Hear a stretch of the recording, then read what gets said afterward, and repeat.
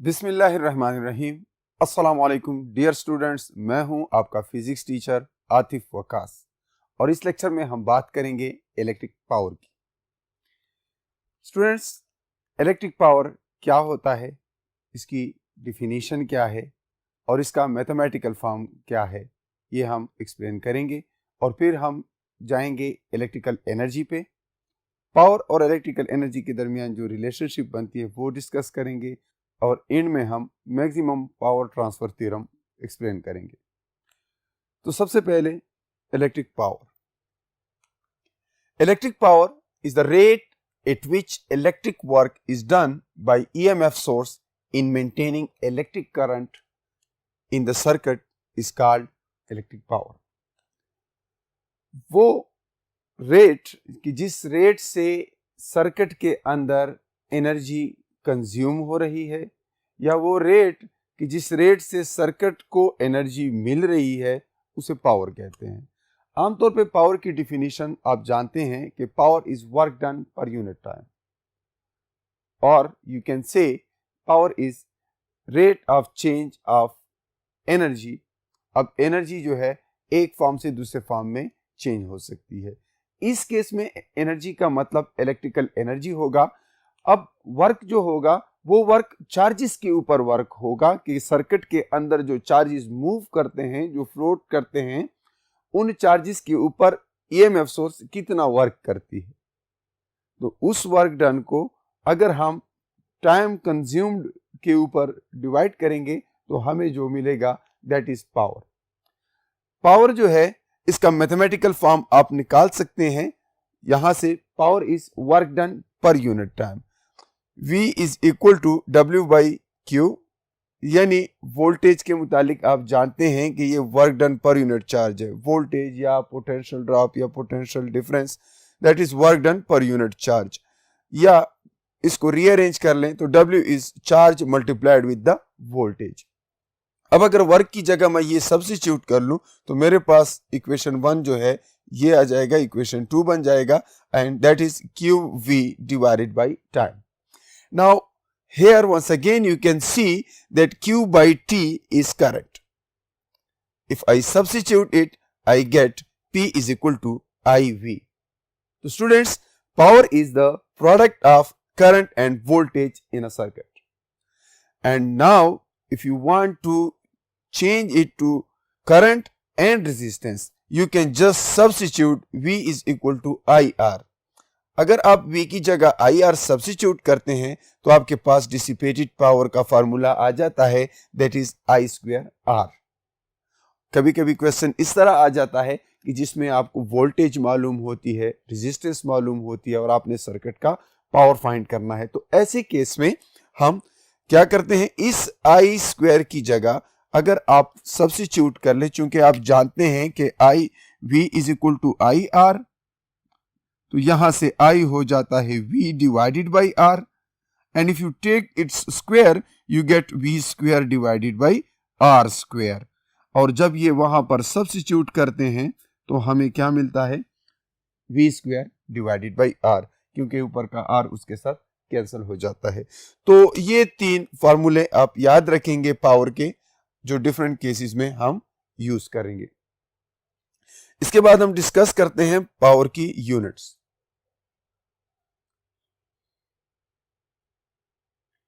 Power की units जो है, SI unit of power is what.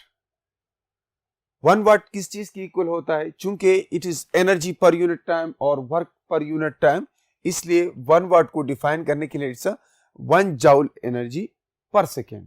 अगर कोई EMF सोर्स सर्किट को 1 जूल एनर्जी पर सेकेंड प्रोवाइड कर रहा है तो हम कहते हैं कि पावर जो कि सर्किट को मिल रहा है that is 1 watt.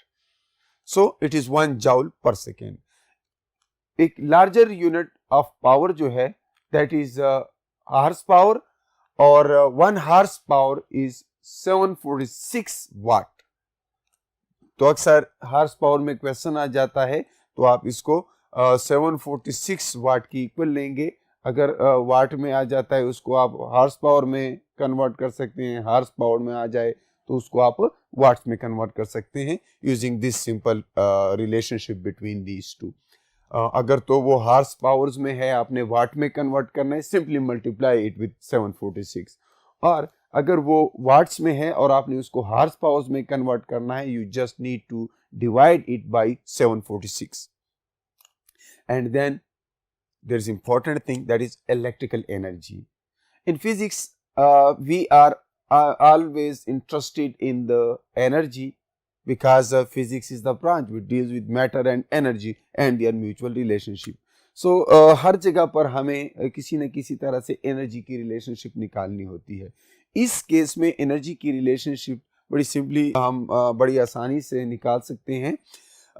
That is चूंकि अभी हमने बात की है कि पावर जो है work done per unit time है या एनर्जी पर यूनिट टाइम है। आप ये भी कह सकते हैं इलेक्ट्रिकल एनर्जी जनरेटेड पर यूनिट टाइम, आप ये भी कह सकते हैं इलेक्ट्रिकल एनर्जी कंज्यूम्ड पर यूनिट टाइम। तो वर्क तो चूंकि वो प्रोसेस है कि जिस प्रोसेस से हम एनर्जी को चेंज करते हैं, किसी सिस्टम की एनर्जी को।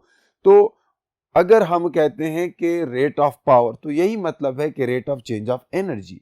अब एनर्जी इलेक्ट्रिकल से नॉन इलेक्ट्रिकल में जाती है या नॉन इलेक्ट्रिकल से इलेक्ट्रिकल में जाती है। अगर आप किसी जनरेटर की पावर की बात कर रहे हैं तो इसका मतलब है कि वो जनरेटर पर सेकेंड कोई खास वैल्यू ऑफ एनर्जी जो है नॉन इलेक्ट्रिकल से इलेक्ट्रिकल में कन्वर्ट करके दे रहा है। या अगर आप किसी इलेक्ट्रिकल अप्लायंस, कोई भी चीज़ है जो कंज्यूम करता है इलेक्ट्रिसिटी, अगर आप उसके पावर की बात कर रहे हैं तो इसका मतलब यही है कि वो पावर इंस्ट्रूमेंट या वो इंस्ट्रूमेंट जो है वो इतने टाइम में इतनी एनर्जी जो है इलेक्ट्रिकल एनर्जी कंज्यूम करता है। So power is actually rate of change of energy. So whether it is from electrical to non electrical और from non electrical to electrical, its unit is always watts, kilowatts और horse power. So electrical energy is power multiplied with time. Power is IV as we discussed earlier and T for time. So energy is IVT, or you can also write it I square RT. When we apply energy to a circuit, when we connect battery to a circuit and there is a large current in the circuit, so वहाँ पर heating effect पैदा होता है, Joule effect. So उसके लिए हम इसी equation को हीटिंग इफेक्ट के लिए भी यूज करते हैं। फॉर एग्जांपल आपने ये देखना है कि सर्किट के अंदर जो है कितना हीट पैदा हो रहा है या कितनी हीट एनर्जी डिसिपेट हो रही है, तो आप यही इक्वेशन यूज करते हैं, that is I square R T. Students, अक्सर हमारे जहन में सवाल आता है कि ये ट्रांसफार्मर जो गली के सिरे पे खड़ा होता है ये किस लिए होता है। देखिए, ट्रांसफार्मर जो है वो एनर्जी जनरेट नहीं कर रहा होता, उसके पास जितना पावर इनपुट होगा आइडियली उतना ही आउटपुट होगा। लेकिन फिर ये किस लिए होता है? जनरेटर जो आमतौर पर हम यूज करते हैं वो तो इलेक्ट्रिसिटी जनरेट करता है, उसका तो बड़ा क्लियर कट यूज है, वो हम जानते हैं। ट्रांसफार्मर जो है वो क्या करता है? ट्रांसफार्मर एक्चुअली हमारे लाइंस में, जो हमारे घरों में बिजली आई होती है, बिजली घर से या किसी भी जगह से, तो वो बहुत ज़्यादा वोल्टेज होती है, थाउजेंड्स ऑफ वोल्ट्स में होती है, और घर में हमें रिक्वायर्ड होती है 220 वोल्ट्स। करंट वायर्स में हम बहुत कम सेंड करते हैं, जो हमारे पास कनेक्शन आई होती है उसमें करंट कम होती है, वोल्टेज ज़्यादा होती है। करंट इसलिए कम रखते हैं ताकि हीटिंग इफेक्ट कम पैदा हो, लाइन लॉसेस कम हो। तो ये बात जहन में रहे कि जो हमारे पास कनेक्शन आए होते हैं बिजली घर से हमारे मोहल्ले या घर तक, तो उसमें बहुत ज़्यादा वोल्टेज होती है। ट्रांसफार्मर क्या कर लेता है, पावर सेम रखता है लेकिन वोल्टेज और करंट का रेशो चेंज कर देता है, वोल्टेज को कम करके करंट को ज़्यादा कर देता है।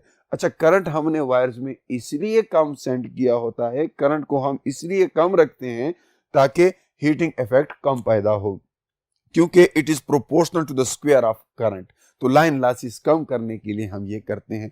तो हीटिंग इफेक्ट पैदा करने के लिए या इलेक्ट्रिसिटी कंजम्पशन फाइंड करने के लिए कि कितनी बिजली कंज्यूम हो रही है, अच्छा बिजली का यूनिट फाइंड करने के लिए कि कितने यूनिट्स बिजली के सर्फ हो गए होंगे, तो ये सारी चीज़ें इसी फार्मूले से हो सकती हैं। जो हमारे पास बिजली कंजम्पशन के यूनिट्स हैं, आपके घर का जो मीटर है, यहाँ पर जो मीटर लगे होते हैं, तो वो किलोवाट आवर्स में हमें एनर्जी मेजर करके देते हैं. That is energy, and you can see here to the unit kilowatt hours. So जैसा आपने यहाँ पे देखा, energy is power multiplied with time.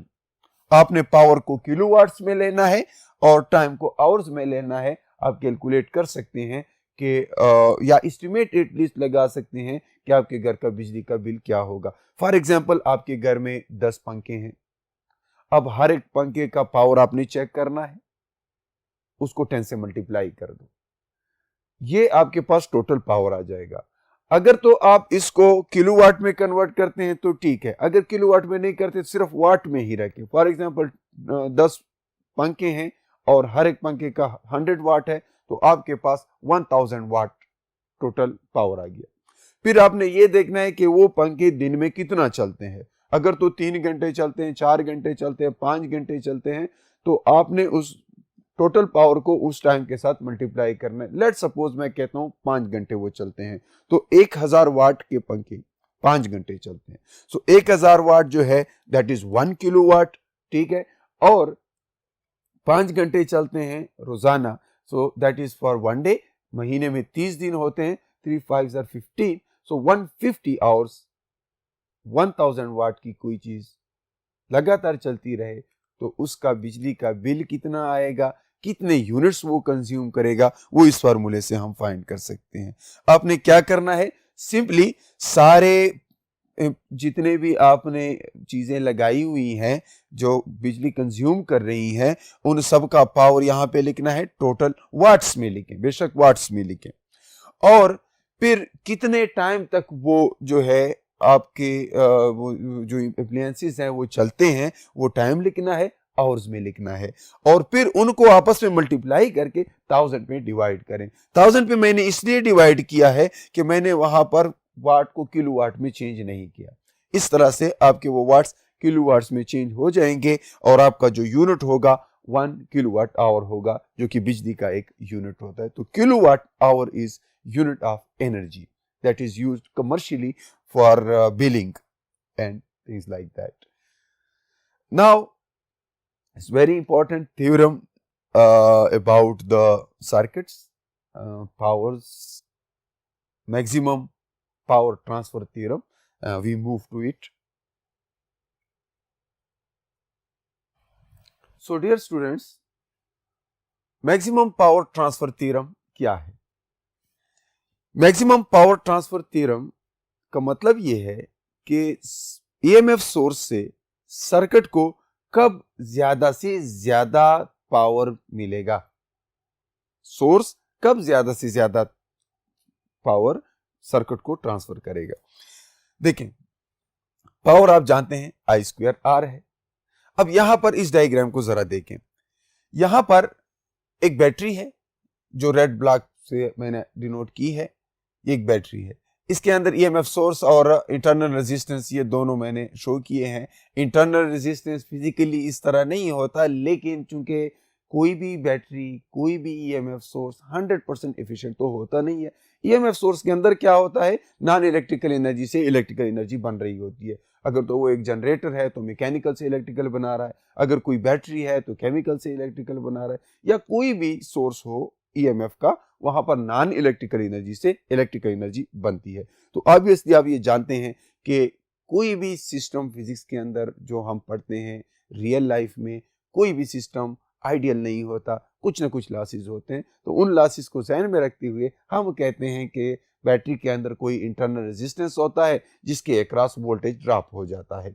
तो उस वोल्टेज ड्रॉप को अगर आप यहां से निकाल दें तो आपके पास टर्मिनल वोल्टेज जो अक्रॉस लोड रजिस्टर होता है वो जो है वो कम रह जाता है ईएमएफ से, वो ईएमएफ से कम होता है. अब अगर इस सर्किट के करंट की बात करें तो इस सर्किट के अंदर करंट जो है, चूंकि V/R होता है, या इस पूरे सर्किट के अंदर रेजिस्टेंस क्या है, सोर्स तो सिर्फ एक ही बैटरी है, लेकिन डिवाइडेड बाय रेजिस्टेंस, दो रेजिस्टेंस सीरीज में लगे हैं. You can write it like this, R+R.